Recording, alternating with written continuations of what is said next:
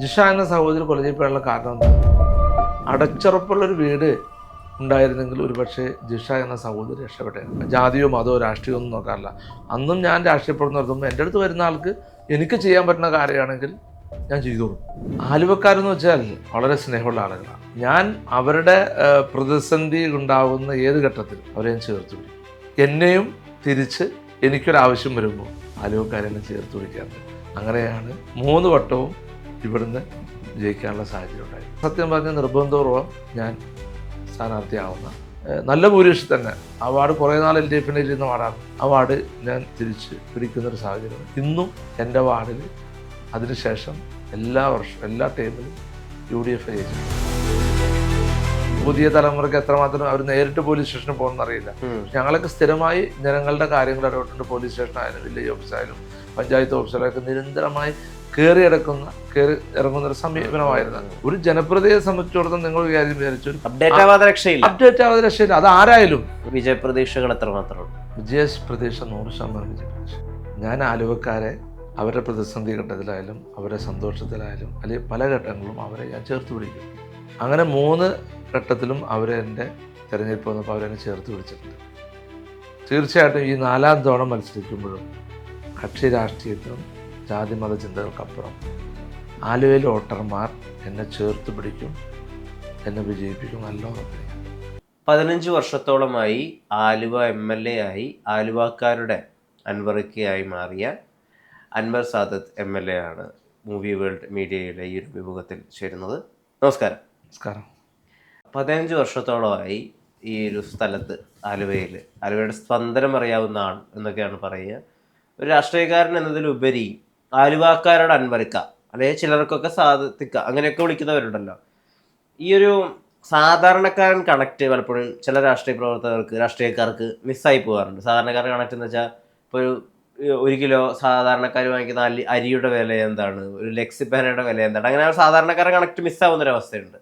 15 വർഷത്തോളമായിട്ട് അൻവർക്ക് അറിയുന്ന ആരും അങ്ങനെ ഒരു കണക്ട് മിസ്സാവുന്ന അവസ്ഥയെ പറ്റി പറഞ്ഞിട്ടില്ല. എങ്ങനെയാണ് ഈ സാധാരണക്കാരൻ കണക്ട് മെയിൻറ്റെയിൻ ചെയ്യുന്നത്?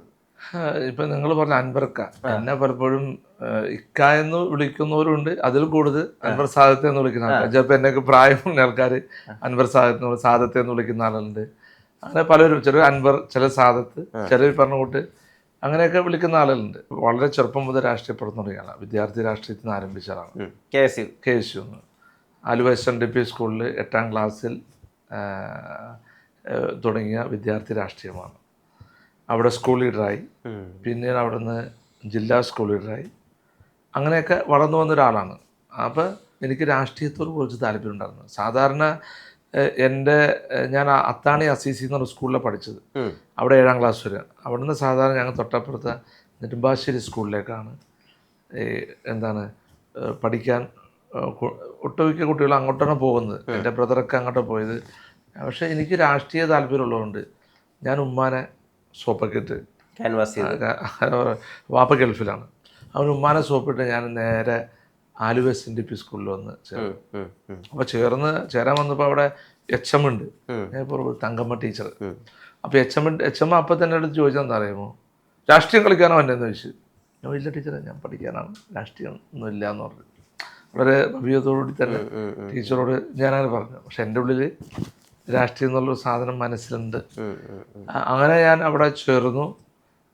ചേർന്നതിന് ശേഷമാണ് ഞാൻ പറഞ്ഞില്ലേ 8ാം ക്ലാസ്സിൽ KSUവിൻ്റെ മെമ്പർഷിപ്പ് എടുത്ത്, പിന്നെ അവിടെ യൂണിറ്റ് പ്രസിഡൻ്റായി, അങ്ങനെ ക്ലാസ് ലീഡറായി, പിന്നെ സ്കൂൾ ലീഡറായി, പിന്നെ ജില്ലാ സ്കൂൾ ലീഡറായി. അങ്ങനെ എൻ്റെ രാഷ്ട്രീയ പ്രവർത്തനത്തിൻ്റെ തുടക്കം അവിടെ നിന്നാണ്, വിദ്യാർത്ഥി രാഷ്ട്രീയത്തിൽ.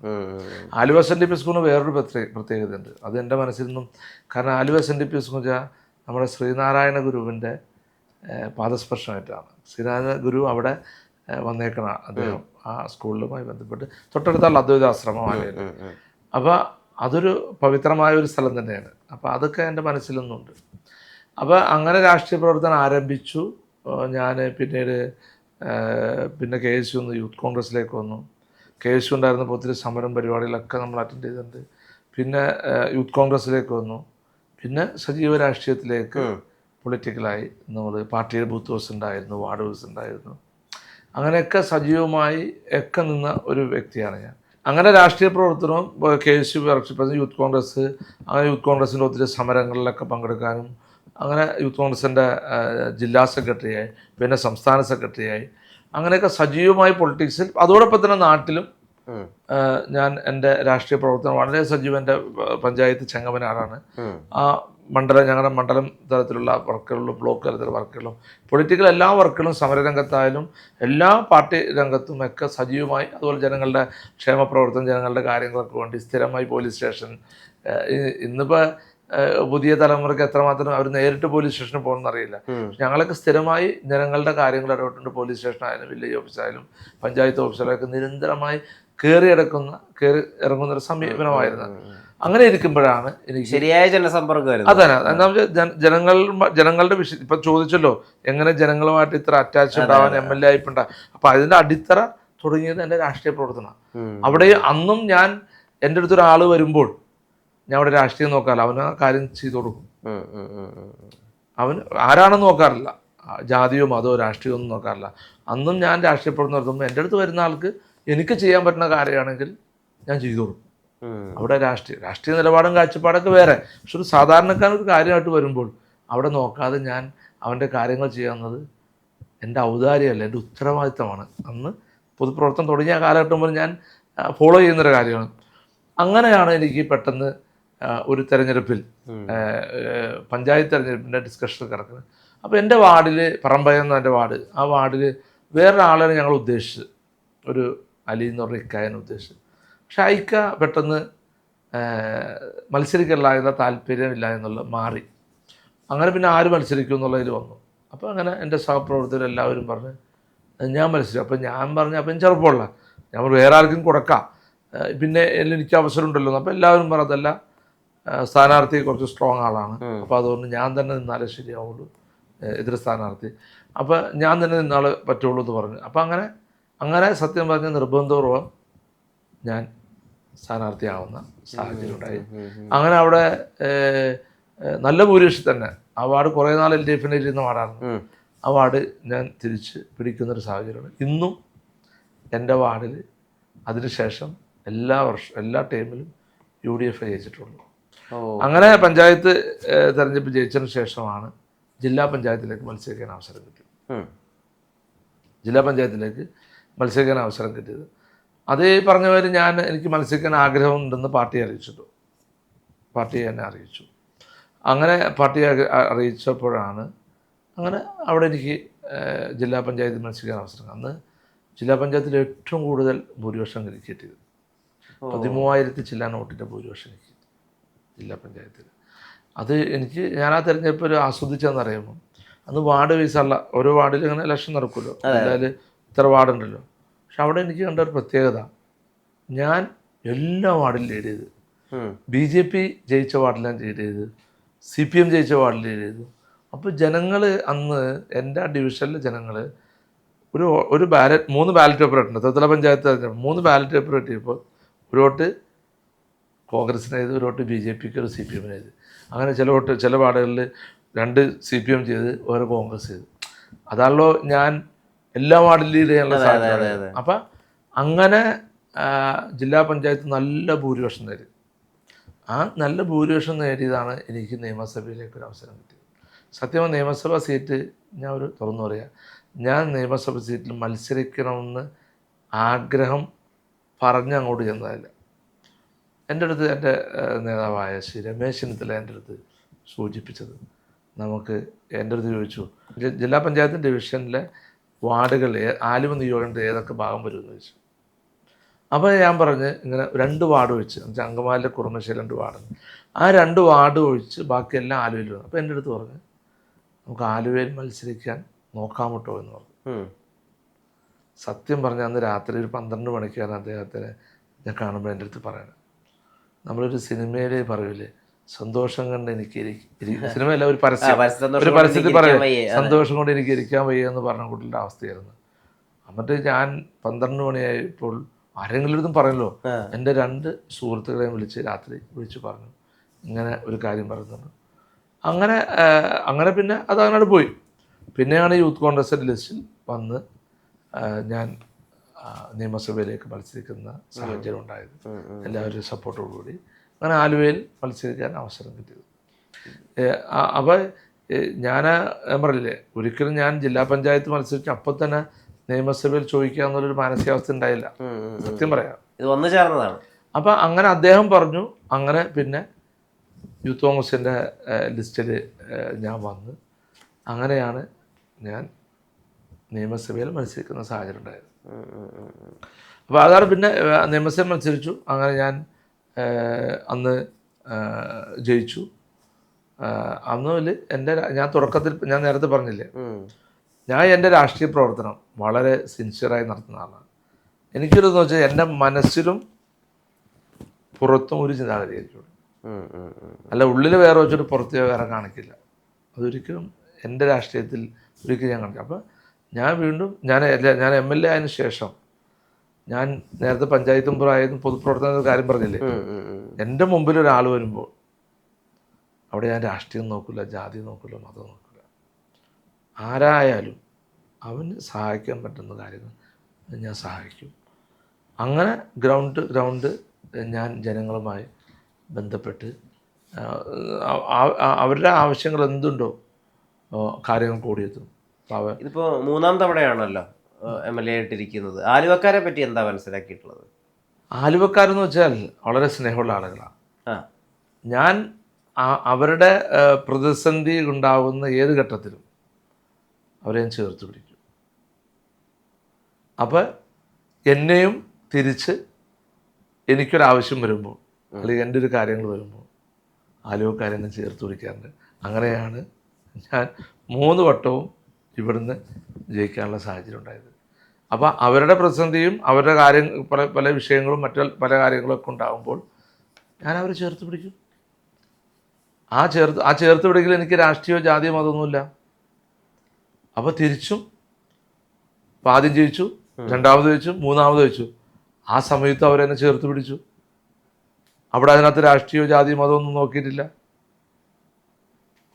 ഇപ്പം ഇത് അങ്ങനെ നിൽക്കുന്നു. 4ാം തവണയും ആലുവയിൽ നിന്ന് മത്സരിക്കാൻ പോകുന്നു. 4ാം അംഗത്തിൽ അതേ സ്ഥലം, അതേ ആളുകൾ, അതേ രാഷ്ട്രീയ മുഖം. ഈ വട്ടവും വിജയപ്രതീക്ഷകൾ എത്രമാത്രമുണ്ട്? വിജയപ്രതീക്ഷ 100% വിജയപ്രതീക്ഷയുണ്ട്. ഞാൻ നേരത്തെ പറഞ്ഞില്ലേ, ഞാൻ ആലുവക്കാരെ അവരുടെ പ്രതിസന്ധി ഘട്ടത്തിലായാലും അവരുടെ സന്തോഷത്തിലായാലും അല്ലെങ്കിൽ പല ഘട്ടങ്ങളിലും അവരെ ഞാൻ ചേർത്ത് പിടിക്കും. അങ്ങനെ 3 ഘട്ടത്തിലും അവരെ എൻ്റെ തിരഞ്ഞെടുപ്പ് വന്നപ്പോൾ അവരെന്നെ ചേർത്ത് പിടിച്ചിട്ടുണ്ട്. തീർച്ചയായിട്ടും ഈ 4ാം തവണ മത്സരിക്കുമ്പോഴും കക്ഷി രാഷ്ട്രീയത്തിനും ജാതി മത ചിന്തകൾക്കപ്പുറം ആലുവയിലെ വോട്ടർമാർ എന്നെ ചേർത്ത് പിടിക്കും, എന്നെ വിജയിപ്പിക്കും, നല്ല ഉറപ്പെനിക്കുണ്ട്. കാരണം അവരോട് ഞാൻ അങ്ങനെയാണ് നിന്നിട്ടുള്ളൂ. എൻ്റെ സഹോദരന്മാർ ചെറുപ്പക്കാരായാലും ആരോടും എൻ്റെ സമീപനം അങ്ങനെയാണ്. അപ്പോൾ അതിൻ്റെ നല്ല ഉറപ്പുണ്ട്, എനിക്ക് ജയിക്കും, നല്ല വിശ്വാസമുണ്ട്. ഇപ്പം ചെറുപ്പക്കാരികളല്ല, ജെൻസി കുട്ടികളാണ്. പൂക്കി ആയിട്ടുള്ള കുട്ടികൾ സ്കിബിഡിയെന്നും ബെസ്റ്റിയെന്നും ഒക്കെ അങ്ങോട്ടും ഇങ്ങോട്ടും പരസ്പരം വിളിക്കുന്ന പുതിയ ഭാഷാ ശൈലിയുള്ള, പുതിയ വസ്ത്രരീതിയുള്ള, പുതിയ ചിന്താരീതിയുള്ള യുവാക്കളാണ് ജെൻസി കുട്ടികൾ. അവരെ എങ്ങനെയാണ് കയ്യിലെടുക്കാൻ ഉദ്ദേശിച്ചിരിക്കുന്നത്? അവരുടെ ആവശ്യം എന്താണ്? ഞാൻ പറഞ്ഞില്ലേ, അവർക്ക് അവരുടേതായ ലോകം, ചിലപ്പോൾ ഒരുപക്ഷെ അവരുടേതായ ചിന്താഗതികൾ, അവരുടേതായ പ്രവർത്തനങ്ങൾ. ഇപ്പോൾ വേറെ ശരിയാണ്, പറഞ്ഞത് 100% ശരിയാണ്. പല ചിന്താഗതിയും പല രീതിയിലുള്ള പ്രവർത്തനവും പല രീതിയിലുള്ള ശൈലിയിലുള്ള രീതിയിലുള്ള മുന്നോട്ട് പോക്കൊക്കെയാണ്. അപ്പോൾ തീർച്ചയായിട്ടും ഒരു ജനപ്രതി അതൊക്കെ മനസ്സിലാക്കിക്കൊണ്ട് അവരുടെ ചിന്താഗതിക്ക് അനുസരിച്ചും അവരുടെ കാര്യങ്ങൾക്ക് അവർക്ക് നല്ല കാര്യങ്ങൾ ചെയ്തു കൊടുക്കുക എന്നുള്ളത് എൻ്റെ ഉത്തരവാദിത്തമാണ്. അപ്പോൾ തീർച്ചയായിട്ടും ഇതുവരെ ഇപ്പം കുറേ നാളായല്ല ഈ ഒരു ചിന്താഗതിയും ഇപ്പം നിങ്ങൾ ഈ പറഞ്ഞ രീതിയിലുള്ള ശൈലിയൊക്കെ പുതിയ തലമുറയിലുള്ളത്. അവർ ആ കാലഘട്ടം മാറിയ അനുസരിച്ച് അവരുടെ രീതിയിലുള്ള പ്രവർത്തനങ്ങൾക്ക് നല്ല പ്രവർത്തനങ്ങൾക്ക് എൻ്റെ പിന്തുണ ഉണ്ടായിട്ടുണ്ട്. ഇനിയും ആ പിന്തുണ അവർക്കുണ്ട്. അവർക്ക് എന്നോട് വന്ന് പറയാം, അവരുടെ വിഷയങ്ങൾ പറയാറുണ്ട്. അപ്പോൾ ആ കാര്യങ്ങൾ ഇടപെടാറുണ്ട്. ഞാൻ പറഞ്ഞേ, നല്ല കാര്യങ്ങൾക്ക് ആര് എൻ്റെ അടുത്ത് വന്നാലും, അത് പുതിയ തലമുറയായാലും പഴയ തലമുറയായാലും അതിൻ്റെ മെറിറ്റ് നോക്കി ഞാൻ ചെയ്തു കൊടുക്കും, യാതൊരു സംശയമില്ല. അവരുടെ വേവ് ലെങ്ത്തിൻ്റെ ഒപ്പം തന്നെ സഞ്ചരിക്കാനുള്ള മനസ്സ് എനിക്കുണ്ട്. അത് എടുത്തിട്ടുണ്ട്. അത് ആർജിച്ചിട്ടുണ്ട്. അത് വേണമല്ലോ, ഒരു ജനപ്രതി അങ്ങനെയാണ്. ഒരു ജനപ്രതിയെ സംബന്ധിച്ചിടത്തോളം നിങ്ങൾ വിചാരിച്ചോ, ഒരു പൊതുപ്രവർത്തനം വിചാരിച്ചോ, അപ്ഡേറ്റ് ആവാതെ രക്ഷയില്ല. അപ്ഡേറ്റ് ആവാതെ രക്ഷയില്ല. അത് ആരായാലും ഈ ലോകത്ത് ജീവിക്കുമ്പോൾ, അത് ജനപ്രതി അല്ലെങ്കിൽ മറ്റു ആരായാലും, ബിസിനസ്സുകാരായാലും ആരായാലും, അവരുടെ ഒരു അപ്ഡേറ്റ് എങ്ങനെയാണോ ആ രീതിയിൽ ചിന്തിച്ച് നമുക്ക് മുന്നോട്ട് പോയാലേ പറ്റുള്ളൂ. അപ്പം അതുകൊണ്ട് ഞങ്ങളൊക്കെ അത് പഠിച്ചു പിടിക്കുക. പിന്നെ ഒരു കാര്യം വെച്ചോ, ഏറ്റവും കൂടുതൽ ഞങ്ങൾക്കൊക്കെ വർഷങ്ങളായിട്ട് പൊളിറ്റിക്കൽ എക്സ്പീരിയൻസ് ഉള്ളതാണ്. അപ്പോൾ താങ്കൾ തന്നെ മനസ്സിൽ എന്ത് ചിന്തിക്കുന്നു അത് പറയാനുള്ള, അത് ഗസിയ അല്ലെങ്കിൽ അത് മനസ്സിലാക്കാനുള്ള കഴിവ് ഞങ്ങൾക്കുണ്ട്. അത് ഞങ്ങൾ ഡെയിലി എല്ലാ രീതിയിലുള്ള ആൾക്കാരായിട്ടും, സാധാരണക്കാരും അല്ലെങ്കിൽ ഇടത്തരക്കാരായിട്ടും പണക്കാരായിട്ടും അല്ലെങ്കിൽ ഈ പറഞ്ഞ ഏറ്റവും പ്രായം ചെന്ന ആളുകളായിട്ടും ചെറുപ്പക്കാരായിട്ടും അല്ലെങ്കിൽ അങ്ങനെ അങ്ങനെ വർഷങ്ങളായിട്ടുള്ള എക്സ്പീരിയൻസ് ഞങ്ങൾക്കുണ്ട്. അപ്പോൾ ആ എക്സ്പീരിയൻസ് ഉള്ളതുകൊണ്ട് ഞങ്ങൾക്ക് കുട്ടികളുടെയൊക്കെ വേവ് ലെങ്ത്തും എല്ലാ കാര്യങ്ങളും പഠിക്കാൻ മനസ്സിലാവും. പിന്നെ നമ്മൾ സോഷ്യൽ മീഡിയ മറ്റുള്ള കാര്യങ്ങൾ, പിന്നെ എനിക്ക് നമ്മുടെ വീട്ടിലും മക്കൾ വളർന്നു വരുന്നുണ്ടല്ലോ, അപ്പോൾ എനിക്കറിയാലോ അവരുടെ സംസാരവും അവരുടെ കാര്യങ്ങളൊക്കെ. അപ്പോൾ അങ്ങനെ എല്ലാ രീതിയിലും നമ്മൾ പഠിക്കുന്നുണ്ടോ? മക്കളിൽ നിന്ന് പഠിക്കുന്നുണ്ട്. പിന്നെ മക്കളിൽ നിന്ന് പഠിക്കുന്നുണ്ട്. അവർ ചില കാര്യങ്ങൾ പറയുമ്പോഴും അവർ വീട്ടിൽ അവതരിപ്പിക്കുമ്പോഴും അവരുടെ പഠനമായാലും മറ്റുള്ള കാര്യങ്ങളൊക്കെ വരുമ്പോഴൊക്കെ നമ്മൾ അവരിൽ നിന്ന് പഠിക്കുന്നുണ്ട്. അവർ ചില കാര്യങ്ങൾ പറഞ്ഞു തരും എനിക്ക്. ഇപ്പോഴത്തെ ട്രെൻഡും കാര്യങ്ങളൊക്കെ കുട്ടികളും എൻ്റെ അടുത്ത് പറഞ്ഞു തരാറുണ്ട്. അതുപോലെ നമ്മുടെ വിദ്യാർത്ഥി രാഷ്ട്രീയത്തിലുള്ള കുട്ടികളൊക്കെ ഉണ്ടല്ലോ, കേശു, അവർ നമ്മോട് കാര്യങ്ങൾ പറയാറുണ്ട്. അപ്പം അത് മനസ്സിലാക്കിക്കൊണ്ട് അവരെയും കൂടി ഒരു MLA ആയിട്ട് ഞാൻ ഇപ്പോഴും മുന്നോട്ട് പോയിക്കൊണ്ടിരിക്കുന്നുണ്ട്. അതുമായി ബന്ധപ്പെടുത്തിയ ഒരു ചോദ്യം ചോദിച്ചിട്ട് ആത്മാർത്ഥമായൊരു മറുപടി പ്രതീക്ഷിക്കുന്നു. ഇപ്പോൾ ഈ ഏജൻസി കുട്ടികൾ എന്ന് പറയുമ്പോൾ അവർ പൊതുവിൽ അവർ വൈകി ഉറങ്ങുകയും വൈകി എഴുന്നേൽക്കുകയും ചെയ്യുന്നവരാണ്. അപ്പോൾ നൈറ്റ് ലൈഫ് ഏജൻസി കുട്ടികൾക്ക് ഇഷ്ടമുള്ളൊരു ഏരിയയാണ്. രാത്രി വൈബ് ചെയ്യാൻ, രാത്രി ഭക്ഷണം കഴിക്കാൻ, രാത്രി യാത്ര ചെയ്യാൻ. ആലുവ ആ വിധത്തിലേക്ക് ഒന്ന് പുനരാലോചിക്കാൻ ആലോചനയുണ്ടോ? തീർച്ചയായിട്ടും. അതാണ് ഞാൻ നമ്മുടെ ആലുവയിൽ നല്ല ടൂറിസം പദ്ധതികളൊക്കെ കൊണ്ടുവരാൻ ആഗ്രഹിക്കുന്നുണ്ട്. ഇപ്പം ഈ നിങ്ങൾ പറഞ്ഞത് കറക്റ്റാണ്. കാരണം കുട്ടികൾ വൈകി കിടക്കുന്നു, വൈകി എണീക്കുന്നു. അപ്പം അവിടെയൊക്കെ നമ്മൾ നല്ല ചിന്താഗതി ആയിരിക്കണം, നല്ലതിനായിരിക്കണം. നമ്മളിപ്പോൾ ചില അടിസ്ഥാന സൗകര്യങ്ങൾ ഒരുക്കി കൊടുക്കുമ്പോൾ, ഇപ്പോൾ താങ്കൾ പറഞ്ഞ മാതിരി നമ്മൾ ചില സൗകര്യങ്ങൾ ഒരുക്കി കൊടുക്കുമ്പോൾ അവിടെ നല്ല ചിന്താഗതിയായിട്ടുള്ള പ്രവർത്തനങ്ങളും അല്ലെങ്കിൽ അതിനുള്ള കാര്യങ്ങളായിരിക്കണം മുന്നോട്ട് പോകേണ്ടത്. ഈ കഴിഞ്ഞ 15 വർഷങ്ങളിൽ ആലുവയുടെ മുഖചിത്രം തന്നെ മാറ്റിമറിച്ചു എന്ന് തോന്നുന്ന സാറ് ക്യാപ്റ്റൻസി വഹിച്ചിട്ടുള്ള ഒരു വികസനം എന്ന് പറയാനുണ്ടെങ്കിൽ അതെന്തായിരിക്കും?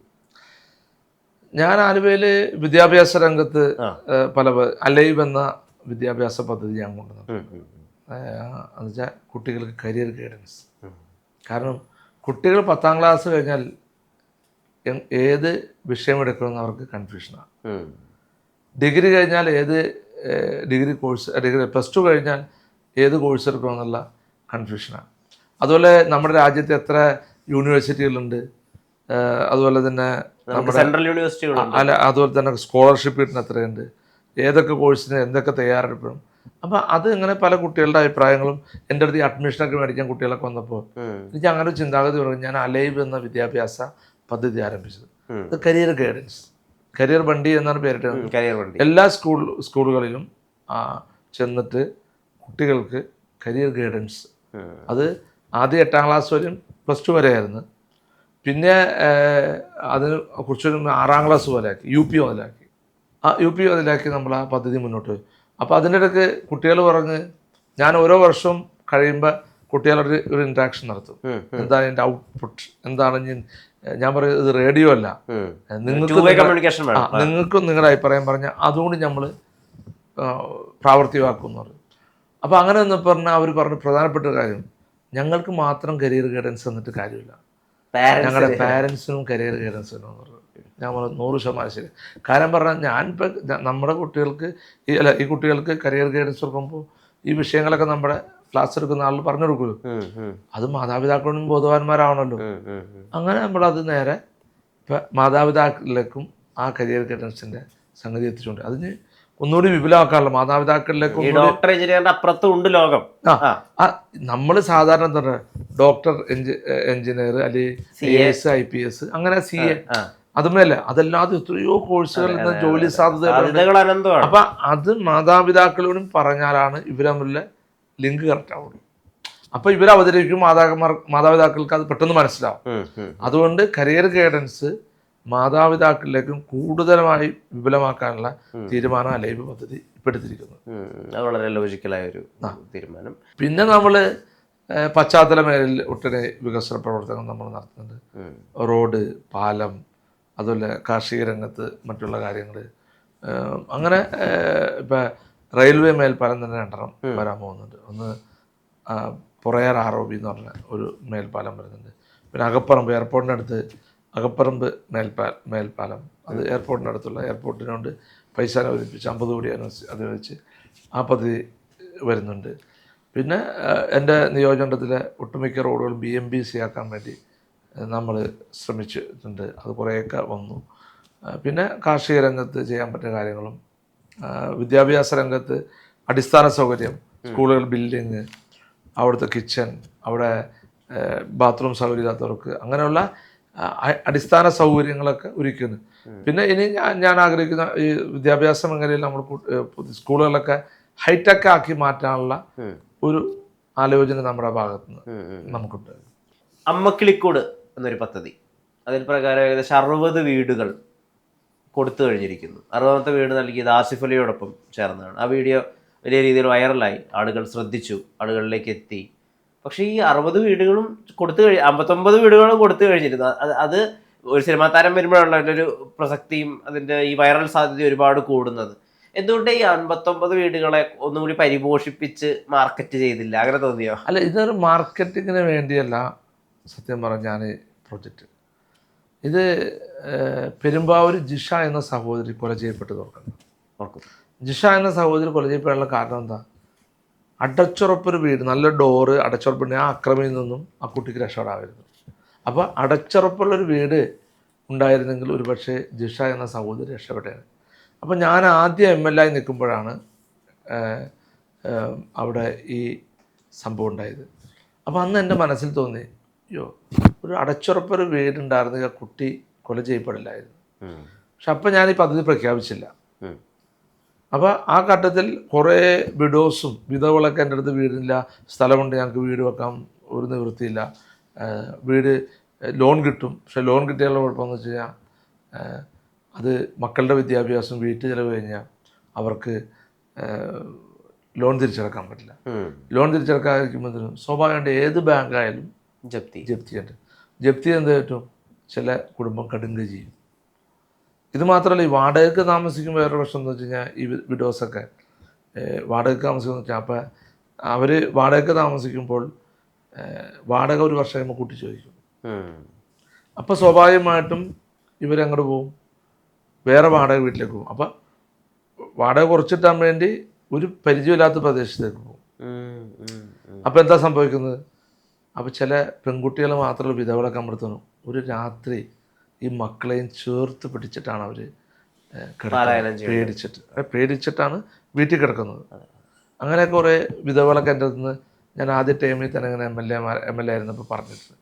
അപ്പോൾ അതൊക്കെ എൻ്റെ മനസ്സിലുണ്ട്. അപ്പോൾ ജിഷയുടെ വിഷയം, ഈ വിഷയങ്ങൾ മനസ്സിലായപ്പോൾ ഞാൻ 2ാമത് MLA ആയതിനു ശേഷം ഞാനപ്പോൾ അമ്മക്കിളിക്കൂട് എന്നൊരു പദ്ധതി അനൗൺസ് ചെയ്യാം. ആ പദ്ധതി എന്ന് വെച്ച് കഴിഞ്ഞാൽ വിധവകൾക്കാണ് ആ പദ്ധതി ഒക്കെ വെച്ചത്. അപ്പം എൻ്റെ അടുത്ത് ഈ ആദ്യത്തെ ടൈമിൽ എനിക്ക് ഇങ്ങനെയുള്ള അനുഭവങ്ങളൊക്കെ ഉണ്ടായതുകൊണ്ട് അത് വിധവകൾക്കാക്കി. വിധവകളിൽ ആദ്യം കൊടുത്തത് പെൺമക്കൾ മാത്രമുള്ളത്, അത് കഴിഞ്ഞിട്ട് പെൺകുട്ടികൾ ആൺകുട്ടികളുള്ളത്. അങ്ങനെ ഈ പദ്ധതി മുന്നോട്ട് പോയി സ്വമനസ്സുകളായ സ്പോൺസർമാരുടെ സഹായത്തോടുകൂടി ഈ പദ്ധതി മുന്നോട്ട് പോയിക്കൊണ്ടിരിക്കുന്നത്. കേരളത്തിൽ എനിക്ക് തോന്നുന്നു ആദ്യമായിട്ടാണ് ഒരു MLA സ്വന്തമായൊരു ഭവന പദ്ധതി തുടങ്ങിയത്. കേരളത്തിൻ്റെ ചരിത്രത്തിലുണ്ടായിട്ടില്ല. ആദ്യമായിട്ടൊരു ഭവന പദ്ധതി അനൗൺസ് ചെയ്ത് ആപ്ലിക്കേഷൻ സ്വീകരിച്ച് തുടങ്ങിയത് എനിക്ക് അഭിമാനത്തോട് പറയാൻ സാധിക്കും ഞാൻ തന്നെയാണ്. അതിനകത്ത് എനിക്ക് അനുഭവമുണ്ട്. എന്നെ ഓർമ്മപ്പെടുത്തി ഉമ്മൻചാണ്ടി സാറാണ്. എനിക്കാണ് 11ാമത്തെ വീട് അദ്ദേഹമാണ് താക്കോൽ കൈമാറ്റത്തിന് വന്നത്. താക്കോൽ കൈമാറ്റത്തിന് വന്നു കഴിഞ്ഞപ്പോൾ അദ്ദേഹം അവിടെ പ്രസംഗിച്ചപ്പോൾ അന്ന് അദ്ദേഹം എനിക്ക് 48 വർഷമായി MLA ആയിരുന്നു. അപ്പോൾ അദ്ദേഹം പറഞ്ഞു ഞാൻ മുഖ്യമന്ത്രിയായി, പ്രതിപക്ഷ നേതാവായി, മന്ത്രിയായി, അങ്ങനെയൊക്കെ പല ഇതിലും ഞാൻ ഇരുന്നിട്ടുണ്ട്. ഇപ്പോൾ ഗവൺമെൻറ് ഭാഗമായിട്ട് വീട് കൊടുത്തിട്ടുണ്ട്, ചിലപ്പോൾ അതുകൂടാതെ തന്നെ പല വീടുകളും ഞാൻ പണം കൊടുത്തിട്ടുണ്ട്, ഗവൺമെൻറ് അല്ലാതെ സ്പോൺസർമാർ. പക്ഷേ ഞാനൊരു പദ്ധതി പ്രഖ്യാപിച്ചിട്ടുണ്ടായില്ല. അത് അൻവർ സാദത്താണ് ആദ്യമായിട്ട്. അപ്പോഴാണ് ഞാനതിനെക്കുറിച്ച് അന്വേഷിച്ചത്. അപ്പോൾ മനസ്സിലാക്കിയപ്പോൾ എന്താ, അങ്ങനൊരു പദ്ധതി, ഒരു ഭവന പദ്ധതി സ്വന്തമായി അദ്ദേഹത്തെ ഒരു MLA ഇനിഷ്യേറ്റീവിൽ ആദ്യമായിട്ടാണ് ഞാൻ ആ പദ്ധതി എന്ന് എനിക്ക് മനസ്സിലാക്കാൻ സാധിച്ചത്. അങ്ങനെ ആണ് ഞാൻ അമ്മക്കിളിക്കൂടുന്ന പദ്ധതി ചെയ്ത്. ഇപ്പോൾ അതിനകത്ത് ഒത്തിരി തുടക്കം കല്ലിട്ട് ജയറാമേട്ടനാണ്, കല്ലൂർ ജയറാമേട്ടനാണ്. രണ്ടാമത് പിന്നെ പല ഘട്ടത്തിൽ പല ആർട്ടിസ്റ്റുകൾ, പല പ്രമുഖരൊക്കെ വന്നു. മമ്മൂക്ക വന്ന് 25ാമത്തെ അതിന് കല്ലിട്ടുണ്ട്. അങ്ങനെ ഒത്തിരി ആർട്ടിസ്റ്റുകൾ. പിന്നെ ഞാനത് ഇങ്ങനെ സ്വാഭാവികമായിട്ട് അങ്ങനെ വലിയ പബ്ലിസിറ്റി ഒന്നുമില്ല, അത്യാവശ്യം പത്രങ്ങൾ കൊടുക്കും. സത്യം പറഞ്ഞ് ഈ വാർത്ത കൊടുക്കുന്നതും ഈ ഫേസ്ബുക്കിൽ ഇടുന്നത് തന്നെ ഇത് കണ്ടിട്ട് മറ്റൊരു സ്പോൺസർ കിട്ടിട്ടെന്ന് പറഞ്ഞിട്ടാണ്. ചില സ്പോൺസർമാർ വരാറേ പോലും ഇല്ല, അപ്പം നിർബന്ധിച്ച് വരാം. അപ്പം അവർ കൊണ്ടുവന്ന് അവർ ഈ പദ്ധതി ചെയ്യണമെന്ന് അറിയുമ്പോൾ അവരുടെ സുഹൃത്തുക്കൾ ആരെങ്കിലും സ്പോൺസർ ചെയ്യാൻ വരട്ടെ എന്ന് ഓർത്തിട്ട് ഞാൻ ഫണ്ട് സമാഹരണം എന്നുള്ള രീതിയിൽ അപ്പം അങ്ങനെ അതിനാണ് ഈ സത്യം പറഞ്ഞ് പബ്ലിസിറ്റി കൊടുക്കണം തന്നെ. ഞാൻ പറഞ്ഞിട്ടുണ്ട് അവരുടെ അടുത്ത്, ഈ വീട്ടുകാരുടെ അടുത്ത്, ഇപ്പം 60 വീട്, 61ാമത്തെ വീട് കല്ലിട്ട് കഴിഞ്ഞു. 60 കീ ഹാൻഡ് ഓവർ ചെയ്തു, 61ാമത്തെ വീട് കല്ലിട്ട് കഴിഞ്ഞു. അപ്പം ഞാൻ എപ്പോഴും ഈ വീട്ടുകാരുടെ അടുത്ത് പറയാറ്, നിങ്ങളിൽ നിന്ന് വേറൊന്നും ഞാൻ ആഗ്രഹിക്കുന്നില്ല. ഒന്ന്, ഈ സ്പോൺസർ ചെയ്യുന്ന ആരും ആയിക്കോട്ടെ, അവർക്ക് വേണ്ടി നിങ്ങൾ പ്രാർത്ഥിക്കണം. അവരുടെ ബിസിനസ്സിലും അവരുടെ ആരോഗ്യത്തിനും അവരുടെ കുടുംബത്തിനും വേണ്ടി പ്രാർത്ഥിക്കണമെന്ന് പറയും.